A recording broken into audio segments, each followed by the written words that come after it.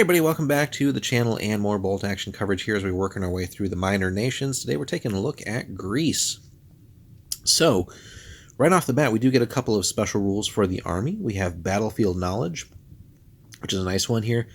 Any Greek unit that is set up on the table before turn 1 may start the game already in ambush. So hey, that's pretty cool. If you decide to do so, set one of your order dice in place next to them, as if you had actually ordered them to ambush before drawing the first order die on turn 1. So hey, not a bad ability at all.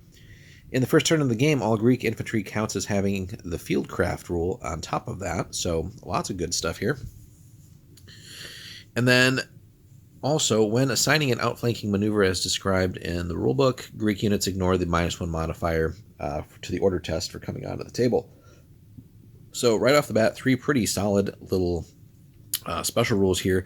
Some of it tied to turn 1 in the start of the game, but hey, basically we can start an ambush. We're making use of the terrain essentially with like fieldcraft and things like that, and because of our knowledge of the battlefield and so on, we're also getting that bonus to outflanking. So a lot of cool thematic stuff here. We also get a special weapon. The VB launcher, which is a rifle attachment, converts the rifle into a short-range light mortar. And basically, the rifleman can either fire as a rifleman or as a light mortar. And what we're getting here is range 6 to 18, one shot, it's HE, and basically gives us indirect fire, but also a little 1-inch template. So maybe we can clip a couple people with that in the right circumstances. So neat little tool. So let's jump in right here first with HQ. Then we'll get into the infantry. The HQ, pretty standard stuff here. So we get our platoon commanders that we can upgrade as needed. We can go to company commander as well. And again, the officer and up to 2 men. And then they can have different gear options as well. So basically pistol, SMG, or rifle with the points costs there. The typical medic unit as well, and here again with up to 2 men and different veterancies if we want. Actually, they're all veterans on this one, excuse me, but no weapons for them. Forward observer, we can go again with regular, the artillery here, or veteran, and the different points. And again here though, they do get the different weapon options, pistol, SMG, or rifle, as we want to model that, and then they come with infiltrator, of course, so that all makes sense. Then moving on into the first of the infantry choices here. So our standard infantry unit in this list, we start at inexperienced, but we could also go regular. And that initial purchase gets us 1 NCO and 5 men. We can go up to 6 additional ones. 1 NCO and 4 men, and then up to 6 additional there. So with the different points costs associated there, so 7 or 10 respectively. We do get the option to get an LMG in there, with another one becoming the loader. And then, as we saw earlier, that VB launcher is going to run us a 20-point premium for the ability to have that light mortar in there. But we could do the LMG and that, although it's really starting to jack the price up of the unit, but well worth considering. You could also run some smaller units, just like get the launcher in there if you needed it for special purposes. Regular units may be tough fighters, representing the mountain brigade troops at +1 point per man, and you could really just build out your whole force like that. So we got to pay the point to upgrade a regular, but then we can be mountain brigade as well, which again, tough fighters across the board is pretty cool on top of all the other goodies that we were getting so far. And then finally, they could also be engineers, which again, if we really just wanted to make this a super expensive unit, we could load up on everything. So they could be tough fighters and engineers, but we have that ability to get this as well, and kind of fits in with some of the terrain special rules and all that, so that they come with as well. Cavalry troops here, so these guys are just veteran by default, but 5 guys on horses with cavalry carbines, and again up to 5 extras here. And again, as we've seen with a couple of the other lists here, short-barreled rifles count as pistols when on horseback, and rifles when used on foot. So you have that there. So that's the initial 2 infantry teams, choices in teams here, or squads and teams that we get. We'll take a look at what else we get in the Greek list. So from there, we get sort of the remainder of our normal weapon teams choices. We get the MG team, which is going to get us a medium machine gun. Here we can go inexperienced all the way up through veteran. And pintle mount, the machine gun may have a pintle mount tripod for +5 points.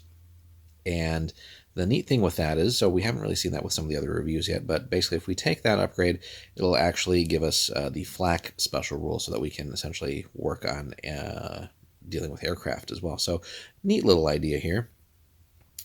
The sniper team, of course, we've seen that across all the lists. Everybody has that, right? But sniper rifle, again, team weapon, sniper, and infiltrator, and pistol has the spotter has a pistol, sniper has the rifle and the pistol. We do get an anti-tank rifle team, so again, inexperienced all the way up through veteran with our anti-tank rifle. And then the mortar team here, which is a light mortar to start with, and again, inexperienced up through veteran. Two-man team if it's light.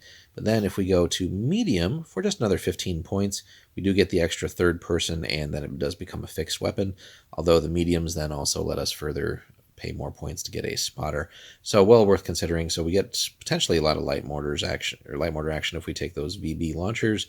Not quite the same as this, of course, but definitely the ability to bring in some bigger or more damaging indirect fire with an actual medium mortar or two or more is certainly well worth paying the points for. So, but that rounds out the basics of the troops. So not nearly as many choices as some of the others that we've seen lately, like Finland and France and so on. Pretty bare bones in a certain regard, but what you do get in that one infantry unit is a really toolbox unit. You can pay all the different upgrade points that you want to get more or less whatever you need to get out of it. You got tough fighters on demand and engineers as well. So for one unit, it does have the ability to do quite a bit for you.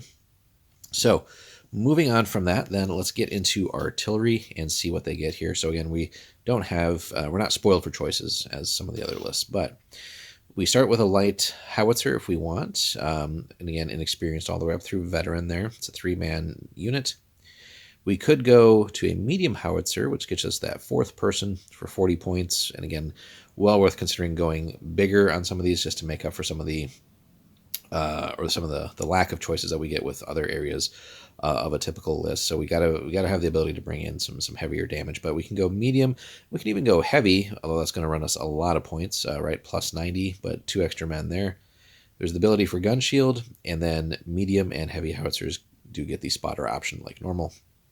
But that is one where we can always make up the difference in some of our other deficiencies, as we talked about, bringing the heavy boomsticks here.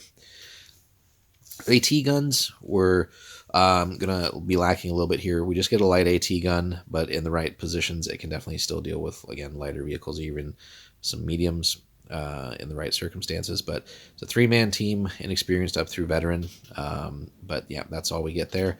And then we do get a dedicated AA gun. Again, 3-man to start, all the way inexperienced through veteran. It's a light automatic cannon on a rotating platform. We could add a second a light autocannon to the mount at a cost of 30 points. So pretty cool idea there. It's a big chunk of points, though, so something to potentially consider. But the second cannon does make a difference. Vehicles, again, we're not going to get too many great ones here. So the Renault FT, it is counting as a armored carrier. We get a turret-mounted medium machine gun, inexperienced up through vet. And then we could upgrade the MMG to a low-velocity AT gun for 30 points, so essentially doubling the points of the vehicle. So some drawbacks to that, certainly. It's a one-man turret, regardless. Slow, pitifully slow. So the Renault FT is a slow tank, as per the rules, and basically does not get to do the double-speed run move at all. You can still give it a run order, thereby avoiding the one-man turret rule, but it moves at its basic speed only. Now, the low-velocity gun, again, it is, as it says, a puny weapon. So, basically, it's a light AT gun, but instead of the +4, like we would normally see with a light AT gun, it's only +3 instead. So, something to consider there, but that's a lot of points for what is essentially a very squishy vehicle, and we're paying double just to get that. Might be better just to sort of have the mobile machine gun for fairly cheap points. So something to mull over, but we do have other ways of getting machine guns and stuff too. So with that, we'll take a look at the last bit. Alrighty, guys, we're back here. So moving right on. So we round out our armored vehicle choices. We got a Vickers light tank that we could get. That's about some of the best that we can possibly procure here. So 68 points at inexperience all the way to 102 as a vet. It's a turret-mounted HMG though, which is pretty cool, and a coax MMG. So it's gonna spit out some fire, but again, more so for dealing with infantry and very light vehicles.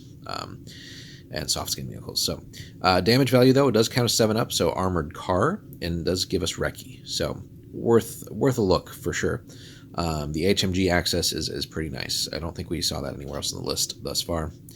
We go on to armored cars and recce vehicles though, dedicated ones. We get the L3/35 Tankette. Again, we can go inexperienced to veteran up here. It has 2 forward-facing hull-mounted medium machine guns. It's pretty cool, but it's on an armored car, and again, forward-facing hull-mounted. So obviously going to be a little bit more limited than getting us into a turret. So positioning will be key, but again, very much another very fragile vehicle here. So, and then finally, the Peerless armored car. 64 to 96 as far as point cost options go. But now we get 2 turret-mounted MMGs, another armored car platform, so more damage value 7, and recce as well. So certainly on the vehicle side, we basically get multiple different choices of, what kind of mobile machine guns do we want, and what do we want them to be able to do. It's very relatively cheap point cost, so we can still get multiples of these in, and really start to zip around the battlefield, hose down enemy infantry squads, go hunt teams, put some damage on them, stuff like that. But when we need the sort of big damage dealing, best we're really getting right is light AT guns. But then also really the most devastating damage we can get is if we go all the way up to the heavy howitzer and just start raining shells on people. So that's going to be our kind of ace in the hole there. But last but not least, what else do we got? Transports and tows. So we get the Bren carrier, always nice to have those, 40 to 60 points. Forward facing LMG, it's an armored carrier. Here we do get the ability to get some transport though, up to 5 men. We can tow light or medium anti-tank guns. Great, we only get lights, but anyway. But the option here to get either a pintle-mounted LMG for another 15 points, and again, really just hosing down enemy units with machine gun fire in this list, so we can kind of spam that if we wanted to, and then replace the forward LMG with a boy's anti-tank rifle. So that's yet another option for us to get a little bit of anti-tank work, but again, we don't have much. It does have open topped, and it can actually turn on the spot, so that's pretty cool.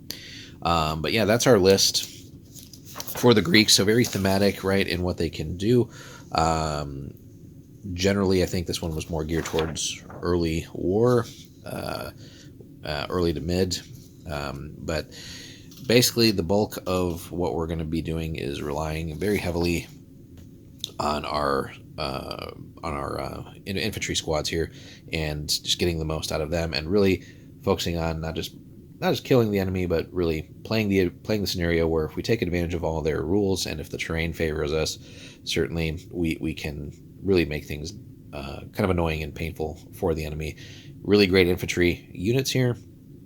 We could go the cavalry option too if we wanted, but we have the ability to get a lot of mobility out of what vehicles we do have, with just tons of machine gun spam of various kinds, and really squeezing in hopefully a little bit of light anti-tank fire there, and hopefully just going for good rolls, and ideally finding ways to get our artillery on target. And I think really as probably the most devastating weapon in the list, we do have to go either at least medium or heavy howitzer, and just bring the pain with that. But let us know, guys, your thoughts on Greece for the updated version of bolt action here. Have you had a force previously? Do you like the changes as they are?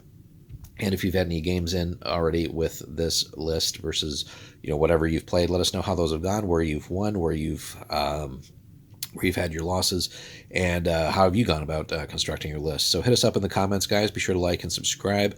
If you want to support the channel even more, there's always a pinned comment there for you guys. If you head over to Warlord and pick anything up, that helps us out a little bit too. But thanks so much for watching, and we'll be back with the next nation.